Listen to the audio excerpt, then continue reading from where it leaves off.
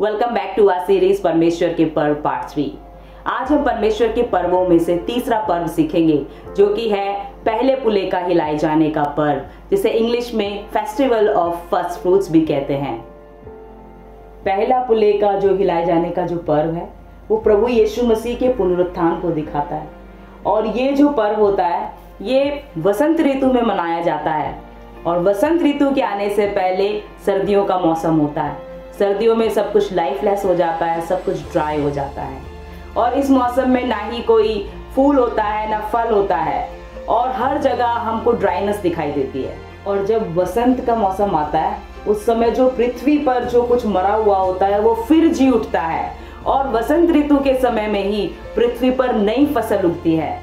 और उसी फसल के फूले को लेकर इजरायली लोग याजक के पास जाते हैं, और याजक उस फूले को लेकर परमेश्वर के सामने ऐसे हिलाता है, और इस प्रकार से वो सारी फसल परमेश्वर के सामने समर्पित हो जाती है।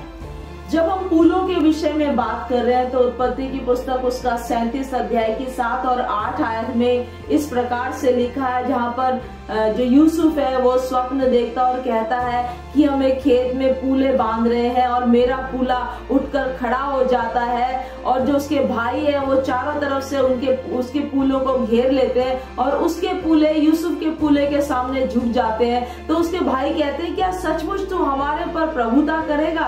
पास्टर में आप पढ़ दीजिए। और हम लोग खेत में पूले बांध रहे हैं और क्या देखता हूँ कि मेरा पूला उठकर सीधा खड़ा हो गया। तब तुम्हारे पूलों ने मेरे पूले को चारों तरफ से घेर लिया और उसे दंडवत किया। तब उसके भाइयों ने उससे कहा, क्या सचमुच तू हमारे ऊपर राज्य करेगा और क्या सचमुच तू हम पर प्रभुता करेगा? तो हम यहाँ पर देखते हैं कि जो इजरायली लोग वो समझते थे कि जो पूले जो है वो मनुष्य को रिप्रेजेंट कर रहे हैं। तो जब वो पूले का दर्शन देख रहा है तो वो समझ गए कि पूले वो मनुष्य है। पहला कुरिन्थियों उसका 15 अध्याय की 20 आयत में आप देखिए पास्टर क्या लिखा है। परंतु सचमुच मसीह मुर्दों में से जी उठा है, और जो सो गए हैं उनमें वह पहला फल हुआ। तो सचमुच प्रभु यीशु मसीह मुर्दों में से जी उठा, और जो सो गए हैं उनमें मसीह यीशु पहला फल है। तो जैसे आप बता रहे थे पास्टर कि जो इजरायली लोग हैं अपनी फसल का पहला पूला लेकर याजक के पास जाते थे, याजक उनको परमेश्वर के सामने हिलाता था, और उस प्रकार से इजरायलियों की सारी भेंट परमेश्वर को समर्पित हो जाती थी। वैसे ही जब प्रभु यीशु मसीह का स्वर्गारोहण हुआ, जब प्रभु यीशु मसीह परमेश्वर के पास गए, तो परमेश्वर ने प्रभु यीशु मसीह को, जो कि मृतकों में से जीने वाला पहला फल है, उसको ग्रहण किया। तो हम जो प्रभु यीशु मसीह की खेती है उसी प्रकार से हमें भी परमेश्वर ग्रहण करता है।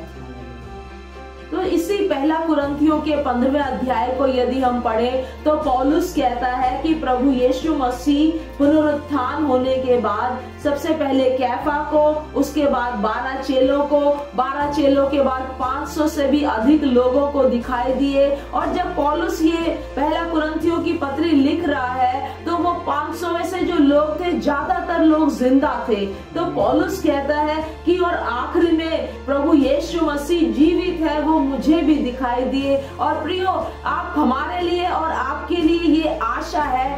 22वीं आयत में इस प्रकार से लिखा है कि प्रभु यीशु मसीह का जब आगमन होगा तो हम जो मसीह में हैं हम भी जी उठेंगे। तो हम लोग इस बात के गवाह हैं कि प्रभु यीशु मसीह जीवित परमेश्वर है, जो मृतकों से जी उठे हैं, और वो मृतकों में से जी उठने वाला पहला फल है जिसको परमेश्वर स्वीकार करता है, और मसीह यीशु में हमें भी परमेश्वर स्वीकार करता है। आमीन। प्रियो, आज मैं आप सभी को उत्साहित करना चाहूंगी कि आप प्रभु यीशु मसीह को अपना उद्धारकर्ता ग्रहण करें और आप भी उस अनंत काल के जीवन में हिस्सेदारी पाएं।